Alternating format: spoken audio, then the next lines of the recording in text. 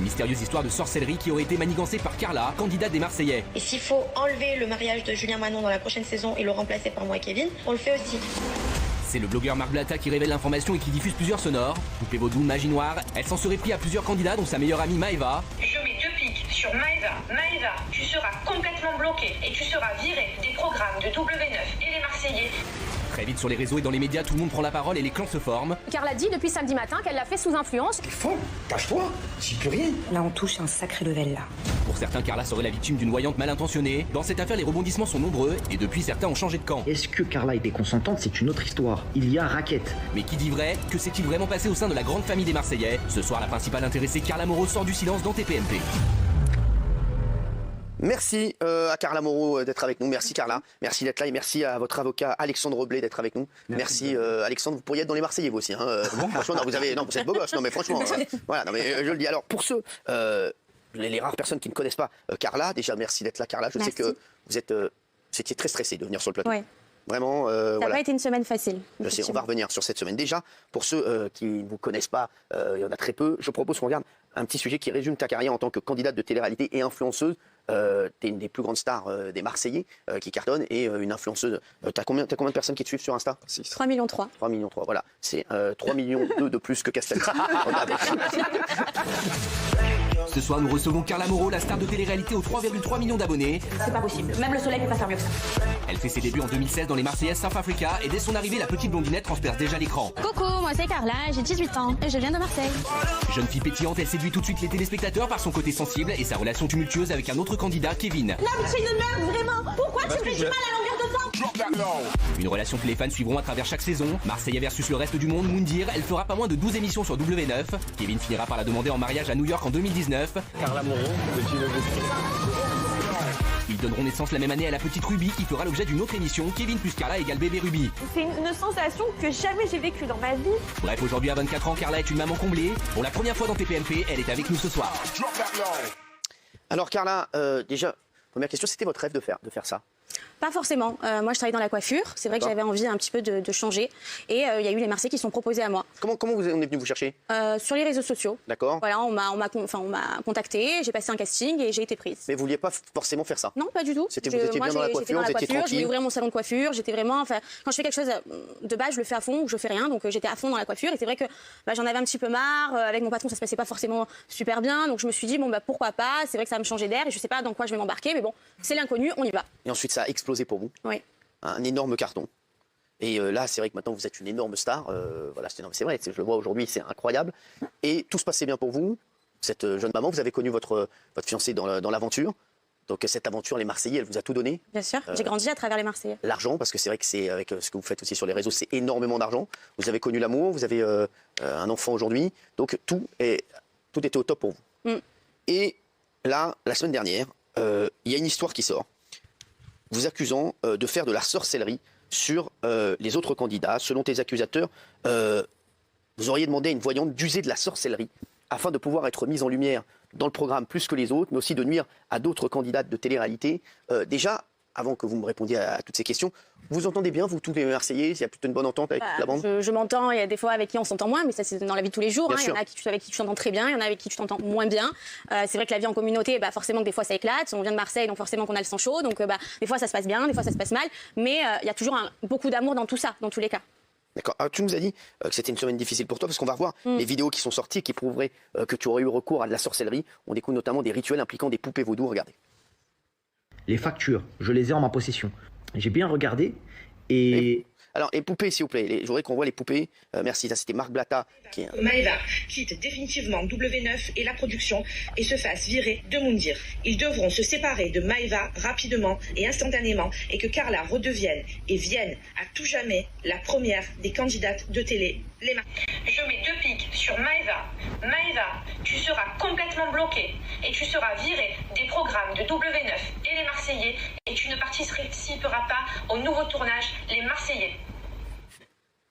Alors, c'est vrai que ça, c'était les vidéos qu'on a vues la semaine dernière. La personne qu'on a vue tout à l'heure, c'était Marc Blatta, qui est un blogueur qui a révélé cette affaire. Et vous allez voir qu'il a fait d'autres vidéos aujourd'hui pour se rétracter. On va voir ça dans un instant, Carla. Donc, ce qui vous est reproché, c'est d'avoir fait de la sorcellerie sur des candidats de télé-réalité pour leur vouloir du mal et pour, voilà, on dit que la sorcellerie, ça peut marcher. Expliquez-nous cette histoire, parce que... Alors déjà, je voulais vous remercier de pouvoir que je puisse prendre la parole, parce que c'est vrai que ça fait plus de 10 voulez avoir jours votre vérité. que je ne parle pas sur les réseaux sociaux. C'est vrai que j'ai entendu beaucoup de choses qui se sont dites à mon égard, des choses vraies, des choses fausses. Ça n'a pas été évident. Et c'est vrai que moi, je suis venue ici pour vous raconter mon histoire, ce qui s'est réellement passé depuis le début.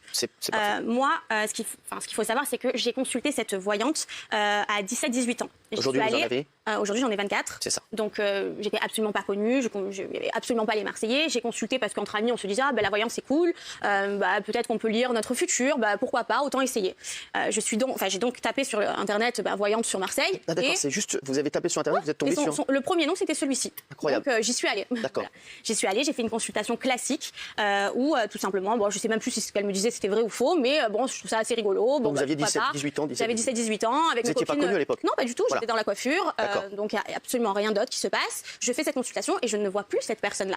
Je ne la vois plus. Ah oui. Je continue ma vie, je continue mon métier de coiffeuse. Et à un moment donné, donc, vient ce casting des Marseillais. Donc, elle n'a absolument rien. J'ai entendu beaucoup de gens qui m'ont dit, mais non, elle a usé de ça pour passer à la télé. Non, absolument pas. Cette dame m'a recontactée à la suite de ma diffusion à la télé. Quoi, elle vous s'est rappelé Elle m'a rappelé, parce qu'elle avait mon numéro, en fait. Mais elle s'est dit, c'est la jeune fille qui avait... C'est ça. Elle s'est rappelée de moi, de qui j'étais, et surtout, elle avait mon numéro de téléphone.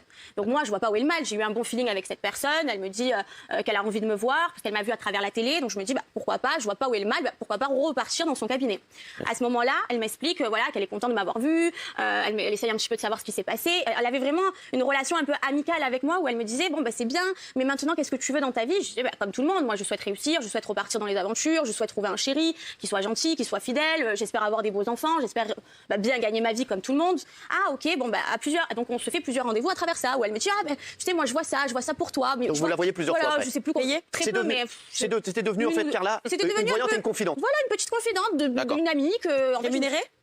D'accord. S'il vous plaît, oui.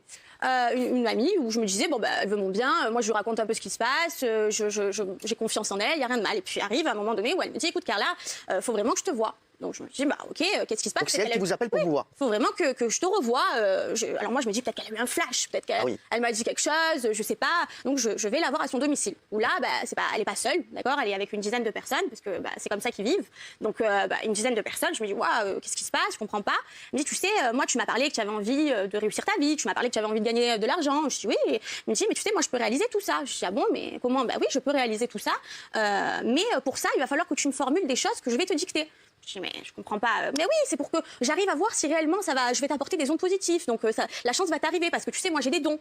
Bon, ok, d'accord. Donc là, à ce moment-là, elle me dit, tu sais, il va falloir que tu formules certaines choses. Moi, le problème, c'est que j'ai une pression parce que je me retrouve avec 10 personnes autour de moi que je ne connais pas, des hommes, des femmes. Je me dis, mais qu'est-ce qui se passe derrière tout ça? Moi, j'ai qu'une envie, c'est de vite partir. Le problème, c'est que tant que je formulais pas ce genre de choses, elle ne me laissait pas partir. Donc moi, je me dis, elle me demande de formuler des choses, mais qui vont pas avec ce que j'ai envie. Parce que je me dis, mais attends, moi, je veux juste être heureuse dans ma vie. Je comprends pas pourquoi tu veux me faire du mal à mon entourage. Oui, mais même ma maman, il va falloir que tu te détaches un peu de ta maman. Mais moi, je lui dis, oui, ok, je me détache, d'accord. Et à ce moment-là, je rentre chez moi. Quand je rentre chez moi, donc déjà, je sentais qu'il y avait quelque chose qui n'allait pas. Je rentre chez moi et à ce moment-là, elle me balance des vidéos. Des vidéos comme vous avez pu le voir. Et là, je me dis, mais qu'est-ce que c'est? Mais je comprends pas, moi, j'ai pas du tout demandé ça. C'est quoi ça? Mais des vidéos d'autres personnes ou des vidéos? Non, des vidéos un peu dans ce style-là qu'on a pu déjà découvrir. D'accord. Moi, je me dis, mais moi, j'ai pas demandé ça, je comprends pas. Ah, si, tu m'as demandé ça. Mais maintenant, il va falloir payer. Comment? Je t'ai pas demandé ça. Si, mais maintenant, rappelle-toi que quand tu m'as formulé ces demandes, moi, je t'ai enregistré. D'accord, c'est-à-dire qu'elle vous disait par exemple, est-ce que tu aimerais pas être plus la star des Marseillais plus que les autres? Donc formule-le-moi et dis-moi, je veux être plus. Mais en étant directive et en me faisant faire des choses que j'avais pas envie, parce que ça allait pas. C'est pas genre alors tu as envie d'être connue, ok, je suis connue, non. Moi, je comprends pas vraiment ce qui se passe. Et là, donc, elle vous a enregistré. À mon insu. À votre insu. Et d'ailleurs, c'est sa manière de pratiquer, c'est qu'à chaque fois, elle enregistrait les choses. Donc, moi, je comprends pas. Et là, je me dis, mais moi, pourquoi je veux mon argent? Donc, elle me demande une somme qui était minime à l'époque, mais qui était déjà beaucoup pour moi, parce que je ne gagnais pas. Je sais plus, elle m'avait demandé peut-être 200, 300, 500 euros, je sais plus, mais c'était déjà beaucoup pour moi, parce que moi, je gagnais pas ce que je gagnais à l'heure d'aujourd'hui. Donc, moi, je me dis, mon Dieu, mais comment je vais faire? Parce que maintenant, je suis connue. Et maintenant, ils ont ces fameuses notes dont je suis pas fière que j'ai dit. Parce qu'ils m'ont obligé de le dire, mais comment je vais faire pour m'en sortir? Donc je me dis, là, j'ai pas d'autre choix que de devoir payer, peut-être pour qu'elle me laisse tranquille. Donc vous lui donnez 500 euros. Donc je lui donne, je sais plus combien c'était, mais voilà, je paye. Et là, à ce moment-là, je comprends que je suis partie dans quelque chose qui me dans un engrenage. Parce que là, c'était, mais maintenant, on va te recontacter, il va falloir que tu nous redonnes de l'argent. Mais comment? Je vais te donner de l'argent déjà pour que tu me laisses tranquille. Oui, mais non, parce que maintenant, il va falloir faire de nouvelles choses. Oui, mais je comprends pas. Parce que si tu ne veux pas, n'oublie pas que la première chose, avec tes notes. Donc, si tu veux pas que ça sorte et que tu veux pas avoir de soucis, il va falloir que tu continues à payer. Et j'étais dans cet engrenage en permanence. Donc, pour résumer, donc première fois, vous allez une fois donc chez cette voyante qui vous appelle, qui vous dit il faut que vous me voyiez, il faut que je te voie. Elle vous fait faire des choses, non, elle me fait me raconter ma vie en fait. Elle me fait parler. Elle vous a enregistré derrière, elle vous fait un premier chantage. Après, donc, elle vous fait revenir et là, elle vous fait faire ce genre de vidéo-là. Non, moi, je n'ai jamais fait ce genre de vidéo. Moi, elle me fait faire des notes comme quoi elle prouve que c'est bel et bien moi qui veux ça et pas elle. Mais en me dictant et en me disant, mais il va falloir que tu formules ça de cette manière. Parce que si tu veux pas avoir de soucis, c'est comme ça qu'il va falloir le faire. Donc moi, je me dis, mais comment je vais faire pour m'en sortir? Malheureusement, je suis connue. Moi, j'ai pas envie de perdre mon travail parce que s'il y a ça qui sort, ils vont penser que je suis folle. Donc vous aviez peur que ça sorte pour les Marseillais, que vous soyez... Pour les Marseillais, pour ma vie. Je me dis, mais... Pour votre carrière. Est-ce que c'est quoi cette somme de 1,2 million d'euros que vous auriez donné à la voyante? 1,2 million d'euros, il paraît que c'est une vraie somme. C'est une vraie somme, oui. Vous avez donc donné... Ça parce que ça a duré sur plusieurs années. Sur combien d'années? Sur à peu près, j'ai plus la notion, sur 4 ans, c'est 4 ans. Sur 4 ans, donc sur 4 ans, elle vous a extorqué 1,2 million d'euros. Le problème, c'est que comme les paiements devenaient de plus en plus chers, parce que je pense qu'elle devait voir elle vous demandait combien? Parce que de plus en plus. Ça a été quoi, 500 euros, puis quoi ensuite? Ah, bah après c'était 1000, et puis après c'était pas 1000, c'était 6000, et puis après c'était 8000, et puis en fait après ça ne s'arrêtait plus. C'est-à-dire qu'elle me laissait absolument aucun argent pour que moi je puisse vivre. Non, parce que 1 200 000 euros sur 4 ans, il faut les avoir déjà. C'est ça. Oui, mais après je réussissais ma vie, moi, à travers ça. Je pense qu'elle le voyait, parce que je pouvais pas lui mentir. Moi, j'étais sur les réseaux sociaux. Moi, quand je faisais mes placements, quand je passais la télé, elle le voyait. Donc elle savait. J'étais même arrivée au stade où je me disais, quand je m'achète quelque chose, il faut surtout pas que je le montre, parce que s'ils voient que je m'achète un sac à main, ils vont se dire qu'il y a encore de l'argent à me soutirer. Donc il fallait que j'arrête, il fallait que je me cache, ou que je dise, ah mais merci Kevin, merci de m'avoir acheté ce sac à main, merci de m'avoir acheté ça. Parce que je me disais, s'ils voient que j'ai encore de l'argent, ils vont tout me prendre. J'étais arrivée au stade de me dire, il va falloir que je les paye toute ma vie, parce que en fait, je suis partie dans un engrenage où je pouvais plus faire machine arrière. Alors, ces vidéos, comment elles sont sorties? Comment c'est-à-dire non, mais ces informations qu'a ce blogueur, tout ça. Bah, moi, alors c'est là où j'en viens, c'est qu'en fait, ils ont commencé à me demander des sommes beaucoup plus grosses. Et moi, je ne trouvais pas des sommes à des 50 000 euros. Ouais, voilà, jusque-là par mois, en fait. 50 000 euros par mois? Effectivement. Et moi, le problème, c'est que bien sûr, je ne les avais pas au niveau personnel, je ne les avais pas dans la société. Donc moi, je me retrouve à me dire, mais je ne peux plus te payer. J'ai une société maintenant. Moi, au début, je me suis dit, je vais pouvoir m'en sortir parce que j'ai une société. Mais non, Carla, t'inquiète pas, il y avait toujours une solution. Mais non, Carla, t'inquiète pas, je vais t'emmener à mon avocat va te faire un contrat bidon. Mon comptable va te faire des factures bidons. Mais ça va justifier ces paiements-là. Et puis surtout, moi, je fais ça, mais c'est parce que, justement, il y a ça derrière. Donc en fait, c'était un engrenage où il y avait toujours des solutions. Le problème, c'est que moi, je savais que je faisais une faute pour ma société, je savais que je faisais quelque chose de mal. Mais malheureusement, moi, j'étais menacée parce que il n'y avait pas que ce genre de vidéo, c'est qu'il y a eu des menaces aussi où il me disait, tu sais, Carla, si tu payes pas, il va t'arriver des malheurs. Il va arriver des malheurs à ta famille, à ta maman. Donc moi, forcément, parce que j'ai entendu plusieurs personnes qui m'ont dit, mais t'as du caractère, Carla. Bien sûr, j'ai du caractère à travers des aventures, de membres en dedans, je sais me défendre. Mais quand on menace ta famille, qu'est-ce qu'on fait? Alors d'aujourd'hui, quand on menace ta famille, on met ces menaces à exécution. Parce qu'ils sont allés chez ma mère pendant que j'étais en tournage. Pendant que j'étais en tournage, ils me contactaient, mais moi j'étais en tournage, je pouvais rien faire. Ah bon, mais je vais aller chez ta mère, te soutirer des chèques, de l'argent. Ma mère ne savait pas comment faire pour s'en sortir. Ils allaient jusqu'à chez elle.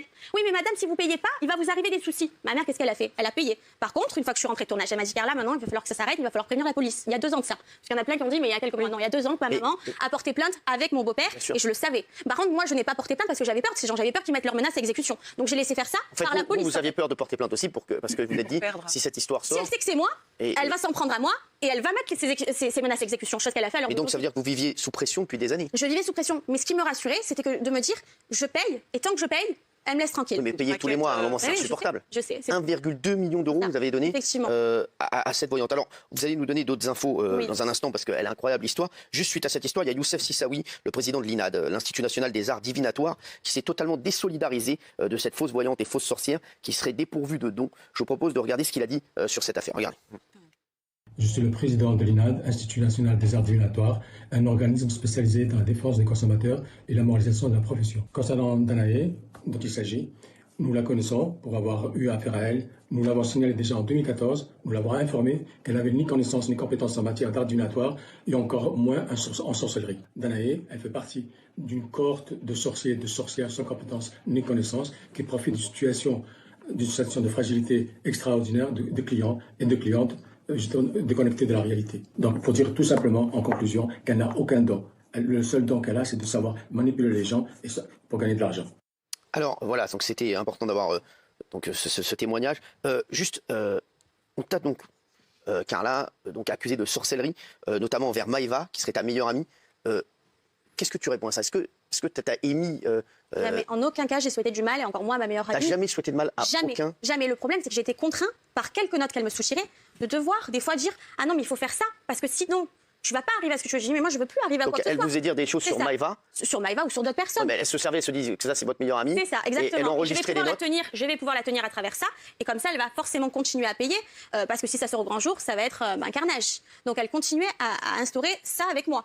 Le problème c'est que moi j'étais contrainte de donner cet argent pour qu'ils me laissent tranquille, parce que j'avais peur aussi pour ma vie, j'avais peur pour ma maman. Ils étaient déjà venus à plusieurs reprises récupérer des chèques.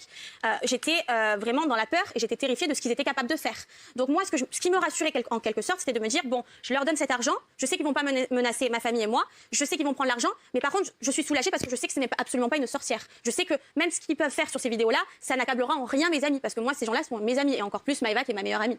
Alors Maïva aujourd'hui, comment ça se passe avec votre meilleure amie? Maïva aujourd'hui, elle sait ce que je pense d'elle, elle sait. Elle vous a cru? Elle a cru à votre histoire? À l'heure d'aujourd'hui, on n'a pas besoin de parler, elle sait ce que je pense d'elle et je sais ce qu'elle pense de moi. Vous êtes reparlé depuis? C'est mon amie, ça le restera. Vous êtes reparlé depuis? Bien sûr, on s'est reparlé. Et elle a compris. Elle a compris parce que ça a été compliqué pour elle. Forcément, c'est légitime. Tu vois ça, tu te dis, je comprends pas, ma meilleure amie, on a toujours été ensemble, on a toujours partagé les plus grands secrets. Pourquoi elle me ferait ça? Et après, une fois qu'on discute, une fois que j'ai pu discuter et lui montrer réellement ce qui se passait, elle a compris. Et je sais que c'est vous êtes victime de raquettes et de chantage. Oui. Ah oui. Donc, et d'extorsion de 1,2 million d'euros. Oui, là, on a le témoignage de Carla. Moi, j'ai reçu le témoignage d'une autre jeune femme qui aurait été victime de cette même Danae, donc de cette même voyante. Elle lui reproche exactement la même chose. En substance, elle aurait été sous l'emprise de cette voyante. Oui. 2, il y aurait eu de grosses sommes d'argent, alors peut-être pas autant que vous, parce qu'elle n'a pas les mêmes moyens, mais qui lui ont été réclamés. Et 3, et c'est ça le point important, c'est cette voyante qui aurait demandé à cette jeune femme de jeter des sorts pour nuire à son entourage. Par exemple, elle lui disait, voilà, quelqu'un va perdre son enfant dans ta famille. Si tu ne veux pas que ça arrive à toi, il faut que tu demandes que ça arrive à ta belle-sœur, par exemple. Donc c'est cette voyante. Non seulement elle prenait de l'argent, mais en plus elle demandait aux personnes de jeter des sorts à leur entourage et d'être malveillant envers leur entourage. Donc c'est pas un cas isolé, en tout cas, selon les témoignages que j'ai reçus. Gilles Verdez. Selon mes informations, la voyante Danae a eu une complicité avec une dame qui se présente comme sorcière, qu'on a vue sur les réseaux sociaux, Warda. Je pense que vous êtes au courant. Oui, mais je ne la connais pas, j'ai jamais eu affaire à elle. Et le système était presque un système mafieux. C'est-à-dire que vous avez eu chez vous, dans votre famille, des hommes de main qui sont venus. Il y a eu des sorts qui ont été jetés avec des voyants africains qui vous ont menacé. Donc l'extorsion de fonds, selon mes informations, était vraiment huilée. C'est un système qui était autour de vous. Est-ce que vous confirmez ces informations ? Moi, ce que je confirme, c'est que oui, il y avait de la manipulation auprès de moi, de l'emprise, de la peur aussi, et de la honte de me dire, mon Dieu, mais je peux même pas en parler, je peux même pas avertir mes proches de ce qui se passe, parce que c'était un poids terrible pour moi pendant des années. Ça a été très compliqué, et même si là, à l'heure d'aujourd'hui, ce que je vis est compliqué, parce que je dois me justifier auprès des personnes, parce que c'est difficile de voir ce genre de vidéos, je suis malgré tout soulagée que ça sorte. Parce que je me dis, ça y est, elles ont mis leur menace à exécution, j'ai une protection, parce que maintenant j'ai pris une protection pour me permettre d'être en sécurité chez moi, mais maintenant, le chantage, il est terminé. Elles ne pourront plus me demander de l'argent, c'est fini.